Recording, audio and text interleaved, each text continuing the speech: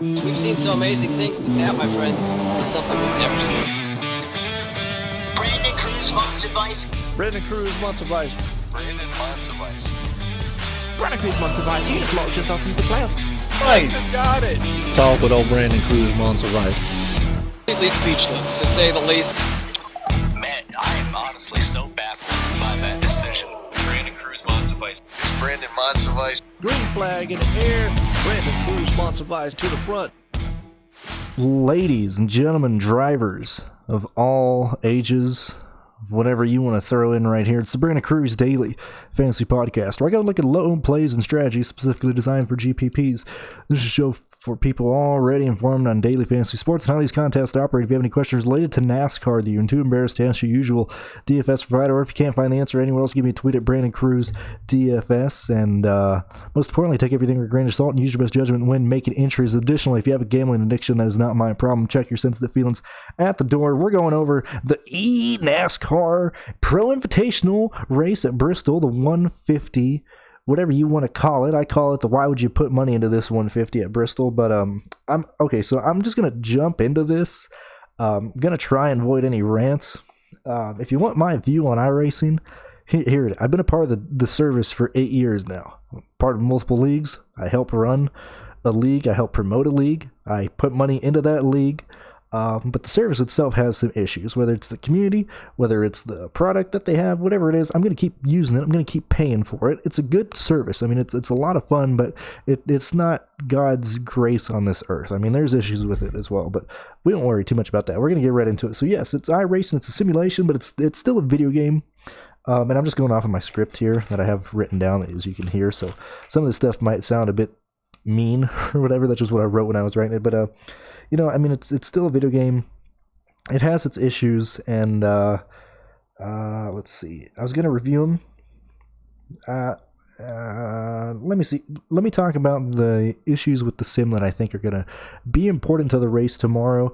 I'm not here to tell you what iRacing is. I'm sure you can find it somewhere else. But here it is. So I currently think the current tire model is broken beyond belief. Some people say it's right. Just because it has tire wear and tire fall off and all that. But there's a lot of exploits in it, and there's a lot of things that are not realistic with it and that have been throwing these drivers for a loop, whether it's the difference between the wear if you take just right side tires, whether it's if you're having to restart on cold tires, if you're having to restart coming right out of the pits, if you're slamming the gas on a bank corner, whatever that type of stuff is, it's going to surprise some of these drivers as I've seen throughout the week watching practice and all that. The lack of grip is just surprising drivers out of the corners. Drivers are having to learn the burnout maneuver, the burnout glitch, the burnout exploit, whatever you want to call it. I doubt they're going to show it in the broadcast, but I think it's actually spoiling some of these drivers too much to where they go in practice and they'll do a burnout because you have to get heat into these tires. You have to put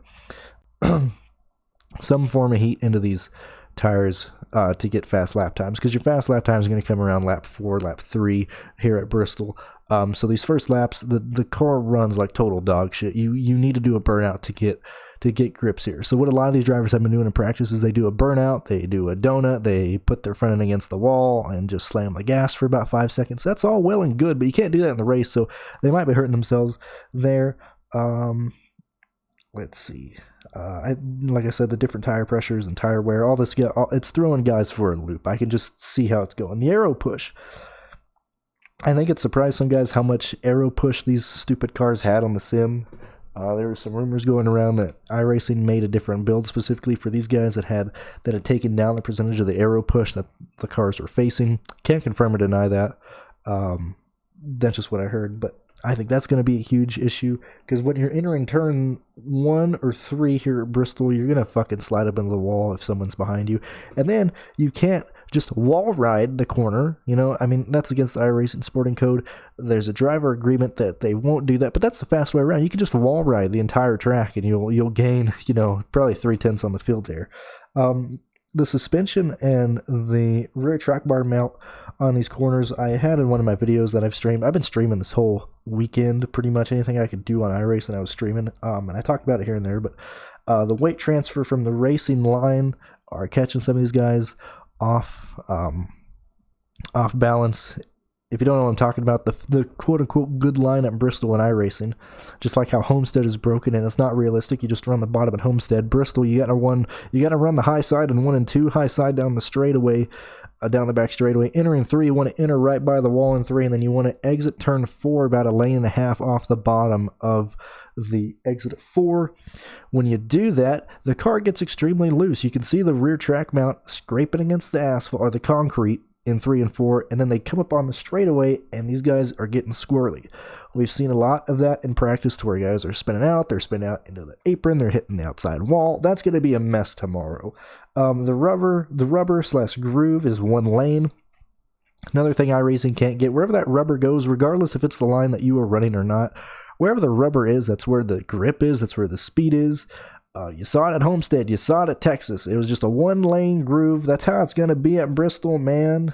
It's going to be the high side or the no side. High side or you're a loser. And now I'm done ragging on iRacing. Let me talk about the DraftKings contest. Now, between not knowing starting positions, I'm not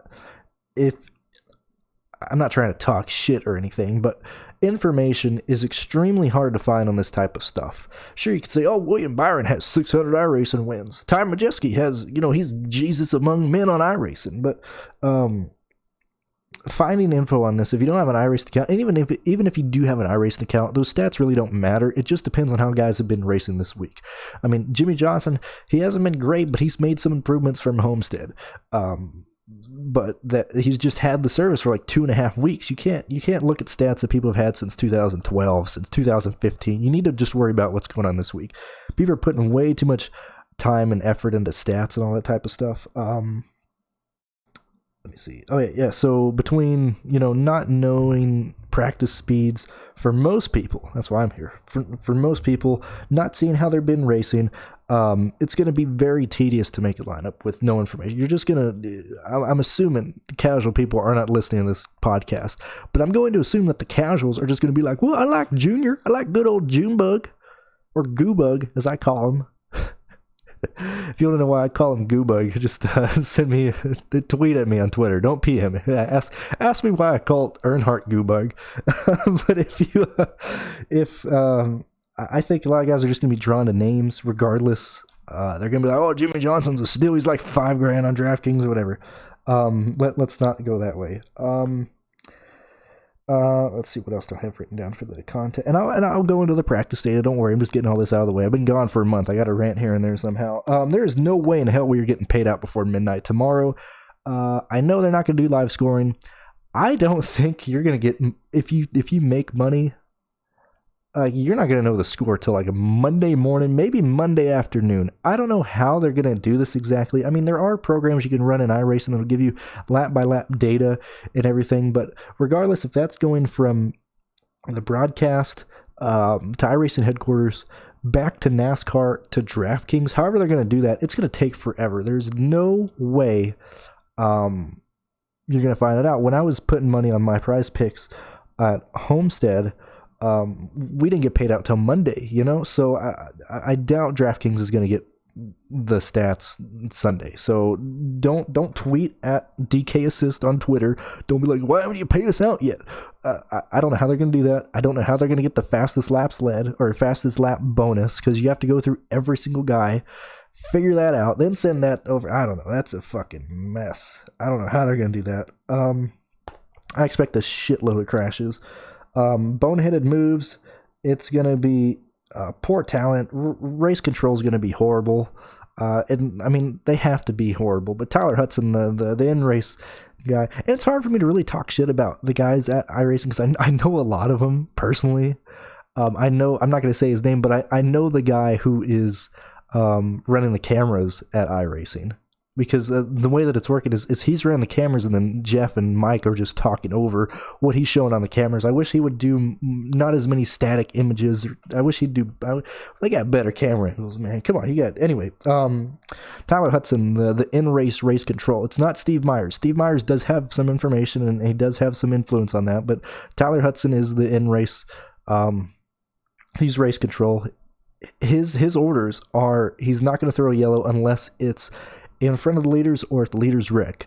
Now, that's fine on a big track like Texas, but at Bristol, when you got 30 guys, if you fuck up and stack the field up and wreck the whole field from like 13th on back, you got to throw a yellow. If you don't throw a yellow, you're going to lose half your lineup because these guys are having to tow to pit road, or the leader's going to come around and pile into it somehow, some way. It's going to be horrible. I don't know why they're going to Bristol. I don't know why. I don't care if they went to Bristol in real life this weekend.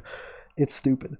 But yeah, the user experience for people who are making lineups are going to be horrible. Let me get into strategy, and then I'll go into the practice speeds and all that type of stuff. Or actually, I'll do strategy first, and then I'll go over my notes. I think this is going to play out very similar to the first truck DFS race last year at Daytona. It's going to be bad. It's going to be chaos. There's a lot of unknowns. The main part is we don't know where people are going to be starting before the slate locks, which I can get over that. It's just the uncertainty of how these guys are going to race together. I almost want to approach it like a plate race in a sense of I want to take guys in the back. I want to take safe plays. I want to take guys who are not going to wreck. So Tyler Reddick, I'm not playing you. Tyler Reddick has been horrible this week. He's hit everything but the scoring pylon, and that's only because Bristol has it lifted above the track. Otherwise, he would have knocked that down. I'm not going to chase lead laps. They're still paying out lead laps. They're still paying out fastest laps, but I just want to focus on people that are going to finish the race.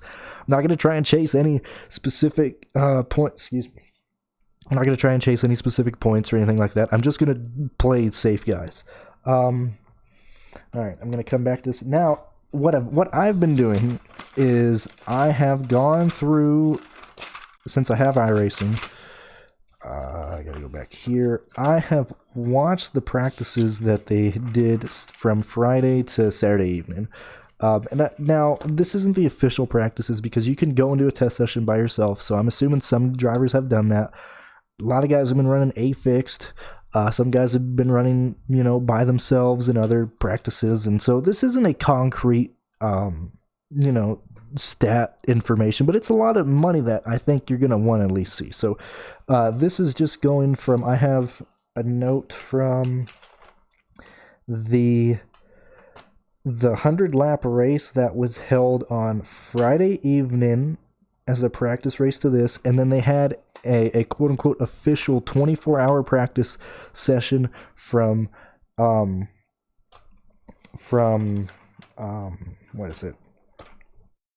Friday afternoon to Saturday afternoon, and then they had another 100-lap race Saturday evening. I'm going to run this as a practice. These are the practice sessions. We only have about 13, 14 guys who ran in these, so not a whole lot of data to really go off of, but I think this is more important data than, iRacing wins or whatever, all that. So focusing on the first 100-lap race, the track temperature was 110 degrees. The high side was dominant. Tire model was broken. Setup looks super loose. It's a bit darty down the straightaways. Parker and Timmy tend to be the fastest guys in the race. They were running 14.8s at the start of the race. 25 laps later, they're running 15.3s. Castle was 1/10 off of those guys. Hamlin and Smithley started running 14.9s, and they ended up running 15.4s over those 25 laps. So the first race, Parker and Timmy, the first 25 laps were about 1/10.5 faster than Castle and about 2/10 faster than Hamlin and Smithley. Reddick was hitting the wall a lot. He was not smooth out of the corners into the entries at all. I think I don't really want to use Ty Dillon's data off of this because he hit Tyler Reddick right on the start of the first race on lap 2. I believe he had engine damage. Now moving on to lap 50. Hamlin's fastest lap was on lap 48. Hamlin had saved tires. The race was either 88 laps or 100 laps. I don't really remember. I think it was 100 laps. Anyway, Denny Hamlin was slow in the beginning, but that's because he was saving tires. So when lap 50 came around, Hamlin started going through the field. Hamlin at lap 50, he ran a 15.750. Parker ran a 15.92. Timmy Hill ran a 15.96. Lap after that, Parker and Hill were running 16 lap times while Hamlin was still running a 15.7 in the 15.8. Lap 60 without a caution, so 60 laps into a run, Hamlin was the fastest car. He ran a 15.9. Parker had a 16.1. Hill had a 16.15. They had a crash. They restarted on lap 76. Hamlin ran the fastest lap in this race at a 14.83 on lap 76.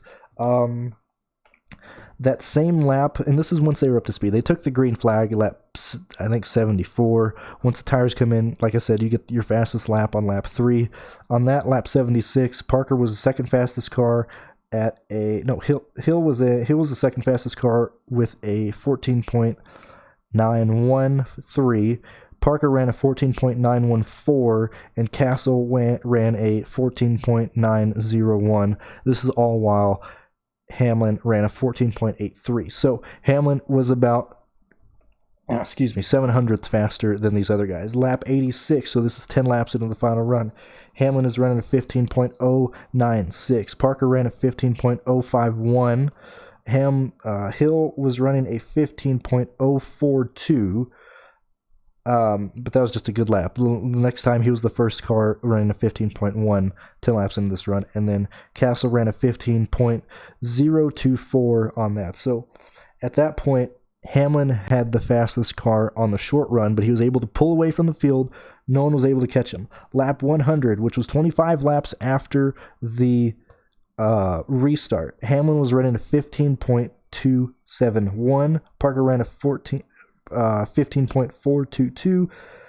Hill ran a 15.495, and Castle ran a 15.383. What does this first race tell me? First race tells me this: Denny Hamlin has the best car on long run speed.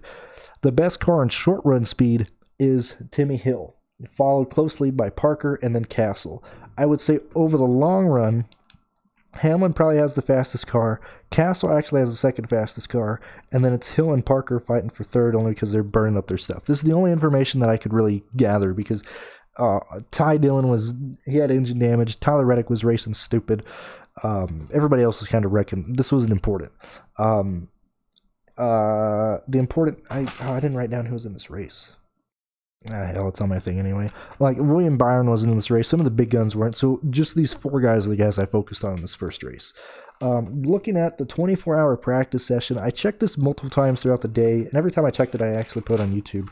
And I'm just going to talk about it here. So the 24-hour practice, this was Saturday morning at 9 o'clock.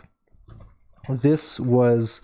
and I guess I could post a picture of this, but I'm not going to because it's my data, and that's why you got to listen to this. So this is the 1, 2, 3, 4, 5, 6, 7, 8, 9, 10. These are the top 10 in speeds. Overall speed, not short run, not 5-lap averages. I'll get into that. I'm just going to talk about who had the fastest lap overall. Fastest at 9 a.m. was Logano, Byron, Castle, Hill, Bobby Labonte, Clint Boyer, Bubba Wallace, Denny Hamlin, Christopher Bell, Tyler Reddick. Your top 10 there.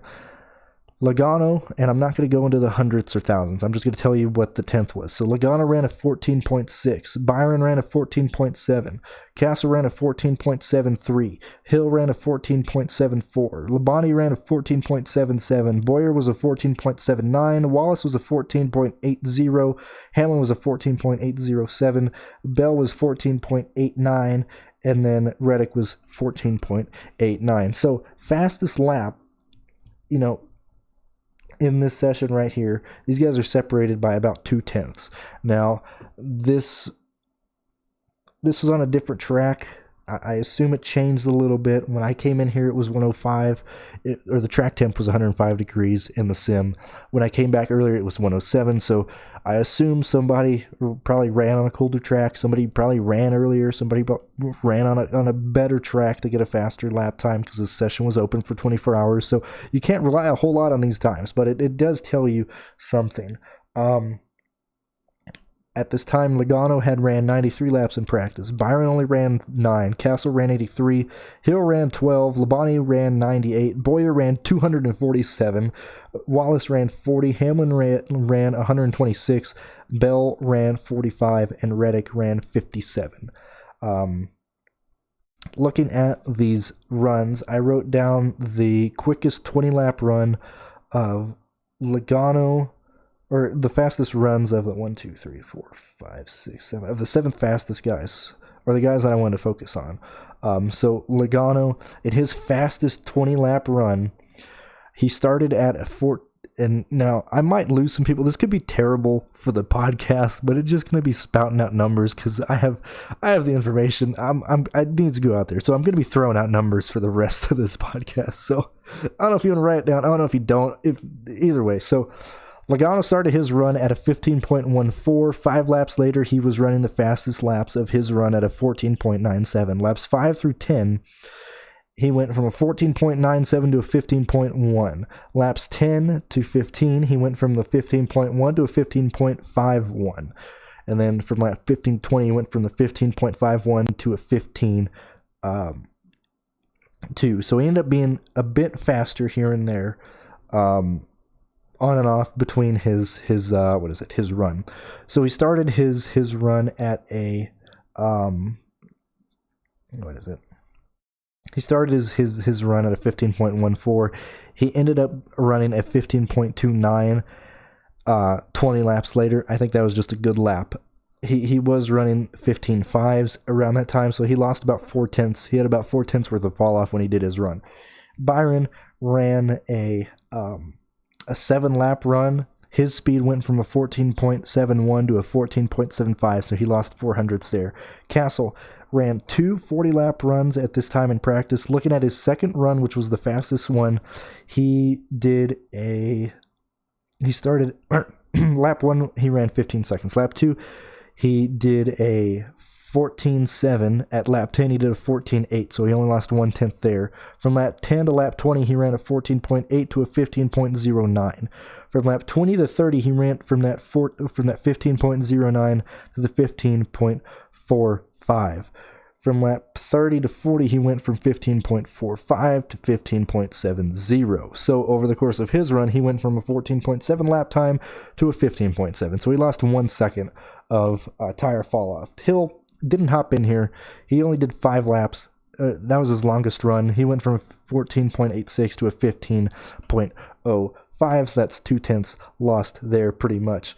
Bobby Labonte did 2 20-lap runs. Look at his first run, which was the fastest. Starting lap 14.79.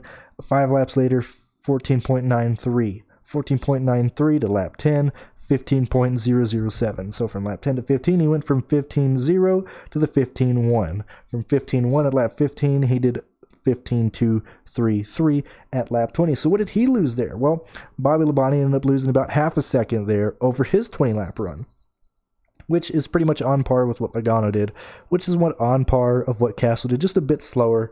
Boyer did multiple runs. I'm looking at his run between lap 118 to lap 139. It was 10 laps. This was his fall off here. 14.793 to a 15.080. And then from lap 10 to lap 20, he went from the 15.8 or 15.080 to a 15.233. So what does that tell me here? He ran almost the exact same time as Bobby Labonte. He lost half a second over 20 laps. That's a bit less than what, or that's a bit more than what Labonte lost. I think Labonte lost like about second and, 2/10 or 200ths or whatever.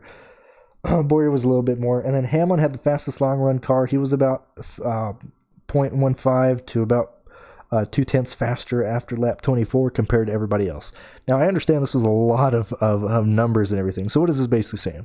Logano lost about, Logano lost about 4/10 over 20 laps. Castle lost about a second over 40 laps. So he lost about half a second over the 20 laps as well. Terry Labonte lost about 3/10 over 20 laps, and then Hamlin just fast. So that's what I got there. Anyway, I went back into the practice midday to see what was going on. This is about 2 hours before the server ended. Bubba had jumped into the race and he jumped into the session and ran a faster time. The Dillon brothers jumped in and ran laps. Ty Dillon is struggling. He ran 47 laps, but he was whacking the wall. He was pretty slow. Not too worried about him. or like I'm not worried about him as in a sense of I don't want to play him. Austin Dillon was third fastest overall. He ran a 14.65, which put him third on the board. He did 167 laps. Austin did 4 runs. He did one 20-lap run, one 25-lap run, one 30-lap run, and one 25-lap run. I'm looking at his 3 fastest runs right here. He started at a 14.8 and over. This was the 25-lap run. He lost 5/10 over 25 laps.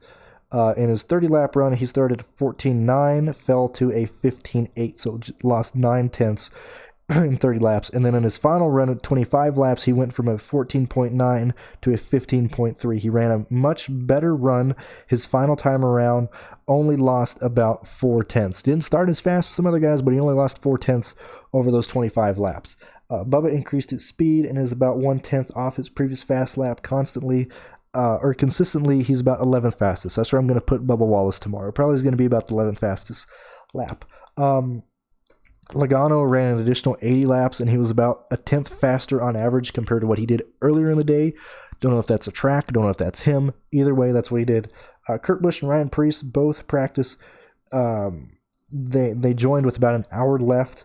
The track was used up. I mean, there was rubber all over the place, but there was no speed anywhere other than the high line. So, Kurt and Preece's time, I'm not really gonna consider them because they run on a different track compared to everybody else. They were consistent. They stayed at 14.9s, 15.1s throughout their entire, or not throughout their entire run, but 10, 15 laps into it. That's what they ended up running. That's the information I have for that final practice. Now, the final race that they had is the one that I just streamed before I'm recording this. So you can watch it there. I'm not really concerned on their lap times here. I just wanted to see what they were running, what kind of lap times they were kind of doing. So Byron 10 laps into the real run. This is about halfway through the race after they got some rubber on the track. After they had like 2 or 3 cautions, they did a 10-lap run. Byron ran a 14.9. That's about what he was running. He didn't really fall off from there. Parker ran a 15.0. Smithley ran a 15.0. Preece ran a 15.1. Hamlin ran a 15.1. Kurt ran a 15.2. Hill was running 15.0s, but he was stuck in the pack, and McDowell was running a 15.2. That's the only data I have on these guys. So we can kind of patch it together on DraftKings. We can kind of patch together on how we want to make a lineup and all that.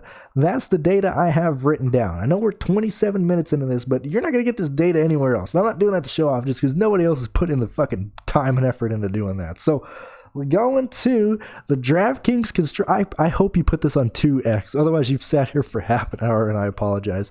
Looking at the DraftKings contest, lineup construction. I promise I'll be done in like 2 minutes here. Who am I looking at here? Who are the guys that I like? All right, so I think Timmy Hill is a trap. I think Timmy Hill's going to start top 6. He'll probably finish top 6. I don't see him leading. I don't see him winning. I think he's a complete fade. I don't like playing, and I'm not mass entering this weekend. This year, I started entering about 40 lineups into each race. I'm not doing that here. I might do 3 lineups. I'm really, really cautious about doing this, but I think Hill's a trap. I'm probably going to fade Hill. Actually, I am going to fade Hill. I'm not playing Hill. If I do 3 lineups, I'm not playing Hill. The fast guys that I like, I trust Byron, I trust Hamlin, I trust Logano, I trust Dale Jr., I trust Kligerman, and I trust Castle. Those are the quote-unquote dominators that I would go to. The safe guys that I would trust, Austin Dillon, Chris Buescher, Kurt Busch, Bobby Labonte, Alex Bowman, Preece. Those are the safe guys that I would do. I'm really hesitant to touch anybody else other than those guys. Jimmy Johnson, he could do better, hopefully he'll just qualify shitty, and that's the only way you'd play him. Tyler Reddick's going to wreck. Christopher Bell is most likely going to finish at the end. Stenhouse might do good, man. Compare his last finishes. He started near the back, but he's gained 10 positions. That can't be too bad. Don't know if he'll do that there. Chris Buescher, bit hesitant to play. Ryan Blaney, not really going to like that. I'd much rather go to Keselowski. I know he only ran Homestead, but I feel like Keselowski could do better on this track. Chastain, don't want anything to do with Chastain. I don't want to chase the chalk. It's going to be bad. I don't want to follow names. Kyle Busch was struggling here, not too interested there. I'd honestly rather go Ty Dillon. I think Ty Dillon's going to wreck. He's going to be in a wreck. He's going to spin out, but I think he can at least survive. I think people like Kyle Busch are going to get frustrated. They're going to wreck. Suarez has been racing horrible, real life and on here. Not too worried about that. Kurt Busch, I really like Kurt Busch, but I think he's going to get caught up in somebody else's mess. I think Kurt Busch is going to start near the back, as he's done these last 2 weeks. Kurt Busch should be a guy that you should consider. Logano, fast car, but he needs to qualify up in the front. Bobby Labonte, absolutely love you. Safe. I'm playing Bobby Labonte. Chase Elliott, could go either or. Kyle Larson, probably going to let us down. He did well at Texas, but this is going to be a lot like Homestead, and he did horrible at Homestead. Why is this going to be like Homestead? Because this car is going to be all over the place. These guys are going to be whacking the wall. They're going to be crashing. It's going to be bad. Boyer, my dog. I think he's going to have a lot of ownership because everybody's going to be watching him on the broadcast. Bubba Wallace, probably going to wreck. Eric Jones, trust him a bit more than other people. Michael McDowell, showing speed in practice, but probably going to get caught up in somebody else's mess. He was getting annoyed at Tyler Reddick and Priest in this last race. John Hunter Memachek, not going to play you. Don't trust the memer. Castle's going to have a good car. Kligerman's going to have a good car. Denny Hamlin's got to get out of his own way. If he qualifies up in the front, he could be a dominator. If he gets stuck in the middle, I think he's going to have a tough time. Alex Bowman, take it or leave him, could be a good guy. Junior, if he runs, he's going to be up in the front. Not too worried about Junior. Ryan Preece could win the race, could cause a big wreck. Garrett Smithley, I think he's kind of a trap play too, but I trust him over Timmy Hill. William Byron, probably the best guy in here. But